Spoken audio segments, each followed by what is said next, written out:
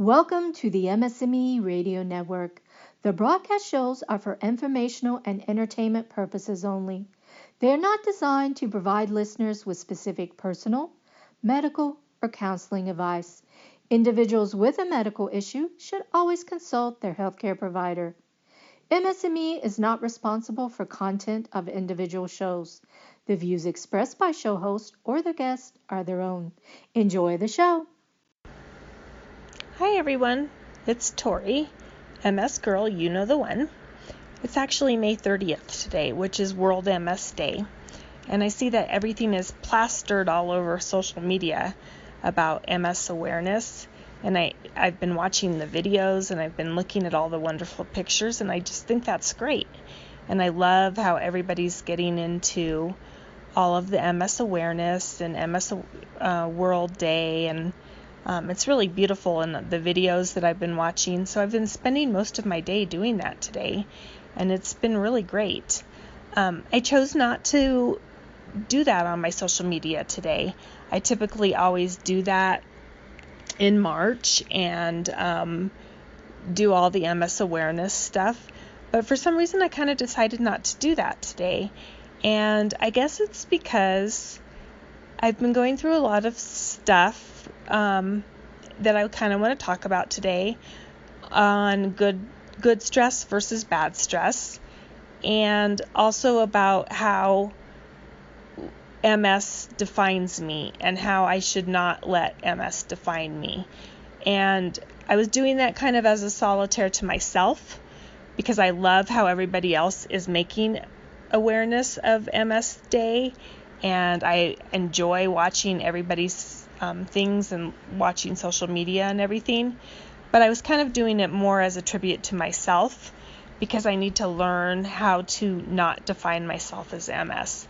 I need to learn to define myself as I am Tori, I'm a mother, I'm a daughter, I'm a wife, I love animals, I love flowers, I love to garden, I'm creative, and I need to learn how to do that. And so that's kind of why I chose not to do the social media and post everything on there.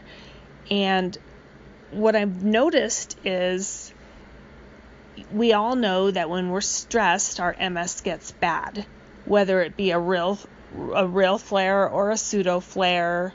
Our symptoms get hot and heavy, or we get really sick and go down. And so I've noticed that it's not just with bad stress, because I've had a lot of really good stress in my life too, but physically I'm not really doing very well.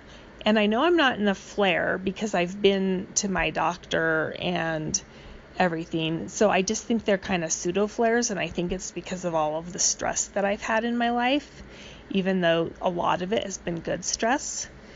So I want to hear what you guys do. I love hearing from you guys. I love getting all your messages.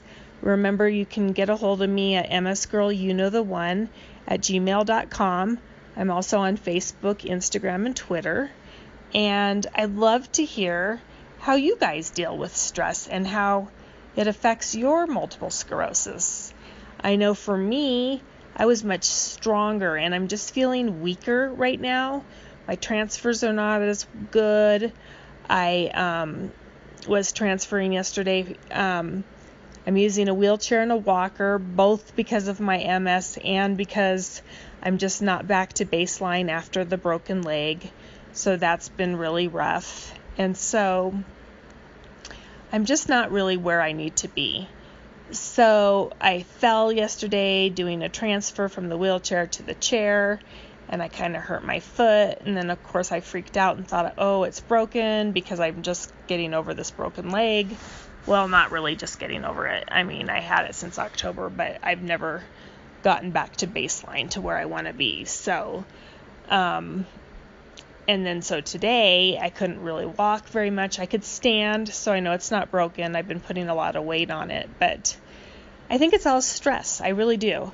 And we all know how stress affects MS, probably more than anything else. Unless you have an infection or a UTI or something else going on, I would say for me personally, and maybe for many others, that stress is probably like the number one thing that triggers MS symptoms or a flare.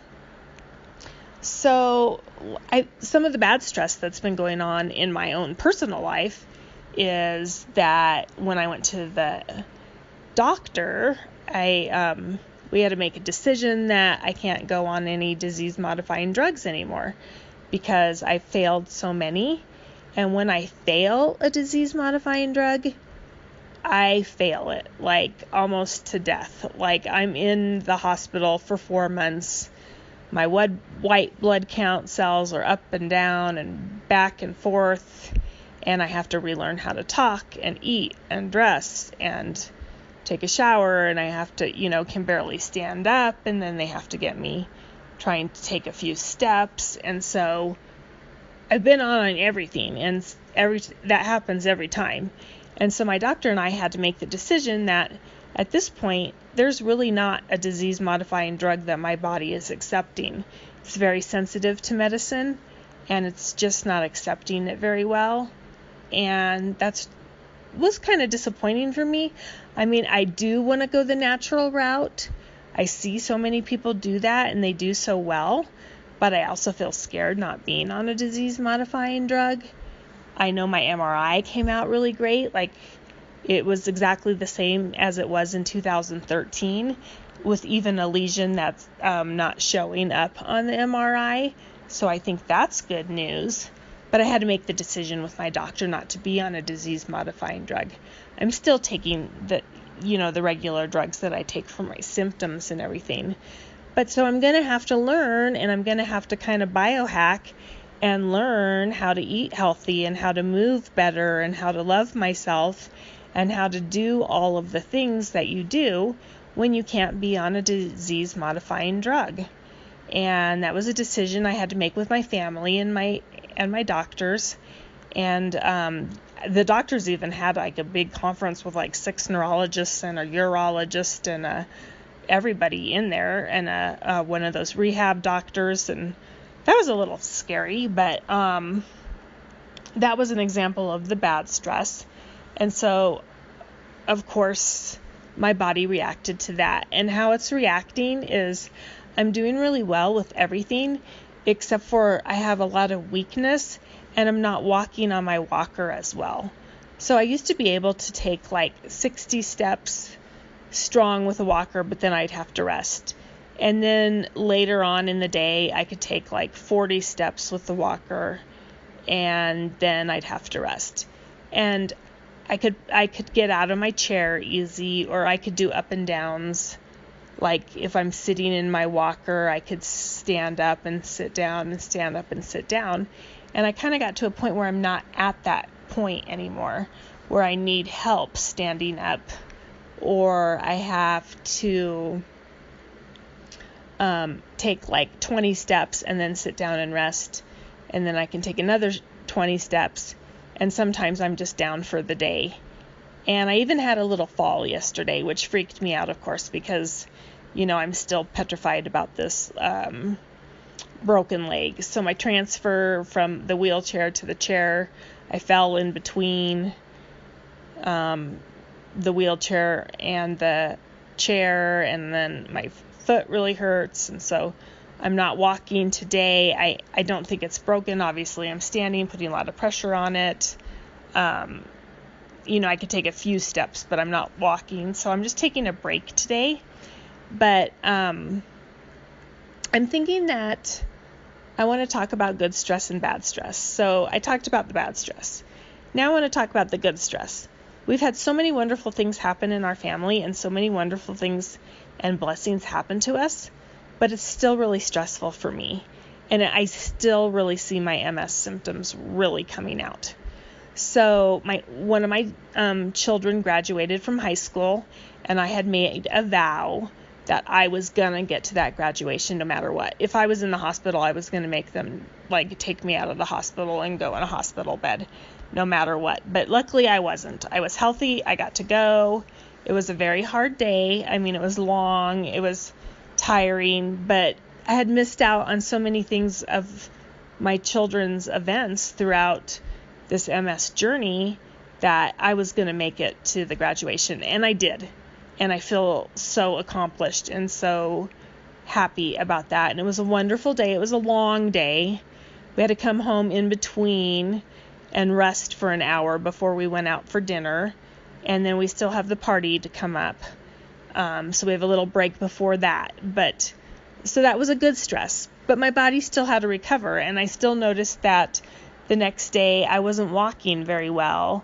And I had a lot of numbness and tingling, and I had a headache, which I never, I've maybe had 5 headaches in my whole life. So I noticed that even the good stress is affecting multiple sclerosis. And so I think that's something that we need to watch, those of us that suffer with multiple sclerosis, and the caretakers and family members and anybody that's involved with people who have MS. Is something that we need to watch, that even good stress can affect us. We have some other good stress going on. I had a MS patient come, and she travels around the United States, and she's very healthy right now, and she stays at people's homes for 3 or 4 days, and she kind of teaches you about her bag of tricks and how she got so healthy. And really looking at her, you wouldn't know that she has MS. But because of everything that she does, she kind of teaches you how to biohack your life and do what you need to do to become healthy. And so it was an amazing experience, and I learned so much from her and adore her so much. But getting ready up to that point, and then we had a cooking class, so I had to get my house ready. And then we had a whole bunch of guests, and then it was good stress. It was wonderful, and I learned so much, but the stress was good. But then I was exhausted. Like she said, you're probably going to need a day of rest. But really, I needed 3 days of rest. I still got up and did my walk. I still got up and did what I needed to do. But I was really having to detox for 3 days. It was huge amount of stress for me. Good stress. And the other good stress that we're having right now is that we're having construction done on our house. And we're widening the doors. We have 4 bathrooms in our house. 2 of them I use, the one on the main floor and the one on the master. So we're widening the doors so I can get my walker and my wheelchair in there, because I still use a walker, and not as much as I used to use it before the broken leg. And I use a wheelchair much more often. But I couldn't get into the bathroom, so I was trying to wall walk into the bathroom, and I was falling, putting myself at risk to have another break. And so we have a contractor that's widening the doors and making the bathrooms bigger and readily accessible for the wheelchair and the walker, which is wonderful, and it's beautiful, and they're doing new tile, and they're kind of making it real trendy, and barn doors and everything, which is really great stress. But it's also stressful. It's stressful to have somebody here at your home, and you're just not in your regular routine, and it's stressful not to be able to get into the bathroom exactly when you need to, and you have to wall walk in there, or you have to have I have my husband help me get there so I'm safe, because I don't want to take another spill. And so I've kind of been going through that. And then we're also getting a stair lift. So right now I sleep on a day bed in the main floor because I can't get up the stairs. So we're having a stair lift put in, which we had to order, and that's coming in a couple weeks. And so I think that will help with things. But once again, and that's only a 4-hour install. So that's a 1-day thing. So luckily it's not going to carry on for a while, but it's a stressor. And anytime we have a stressor, it flares up the symptoms. My walking goes bad. I get weakness. I get numbness and tingling. I get eye problems. I'm sure that all of you MSers have your own symptoms that you get and that affect you when you have good or bad stress. And so part of this whole MS World Awareness Day, which I am so loving everybody that's participating in it, but I'm personally not, is because to get rid of these symptoms and to try and get rid of the effects that are kind of bothering me with this good stress and this MS, is that I'm trying to not define myself with MS anymore. I'm trying to really be a person who is like, this is who I am. I am Tori. I am a mother. I am a wife. I am a daughter. I am a friend. I like to cook. I love animals. I love to be outside. Oh, and I'm a person living with MS. Obviously, people are going to see there's something wrong with me. I'm in a wheelchair or on a walker. So they're going to know that obviously I have a disability. But instead, for years, all the way up until like these last 2 weeks, basically when I meet somebody, they're like, hi, how are you? I'm blah, blah, blah. And I'm like, oh, hi, I'm Tori. I have MS. And that's how I described myself. And so I'm really working on trying not to define myself with MS anymore. I'm making little sticky notes with like positive affirmations. I'm doing affirmations in the mirror. I'm meditating. I'm praying more. I'm spending more quiet time. I'm spending more time off of social media. I do work for the Rocky Mountain MS Center, and that really helps me because I do get to help people who have MS. I work for the legal clinic. I'm a paralegal, so I get to help people, and that is very healing, cathartic for me. It helps me feel like I'm contributing. I'm trying to be more creative. I'm making a list of long-term goals, short-term goals. One of the things that we got as a perk for purchasing the stair lift is a free ramp. So I'm going to try and get outside more, because I have to admit, last year I did not go outside very often. I mean, I might have been outside in the summertime not even 10 times, and that's very unhealthy. I think you need to have sun, vitamin D, which we all know is part of MS anyways, and just be around the flowers and the trees and put your feet in the dirt and the grass or the concrete or the sand or whatever it is. Or even if my husband has to like push me on a trail hike or something, and I just need to choose more joy. And I just made a little bucket list of very small things. I mean, they're kind of silly. If somebody were to read my list, it would be silly. It would be like, oh, I want to go to this certain store and eat at this certain restaurant. Or, oh, I want to go on this certain trail walk.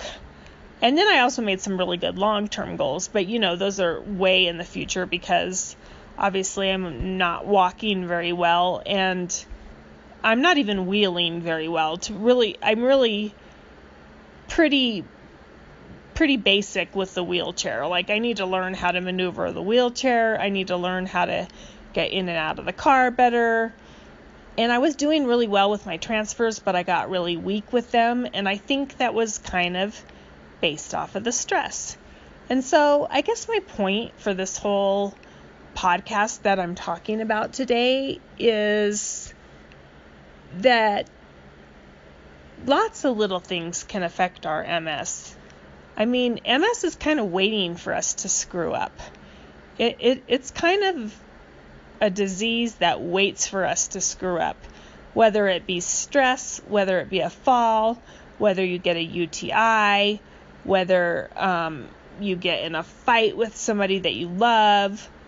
You just have to detox, whether you overdo it.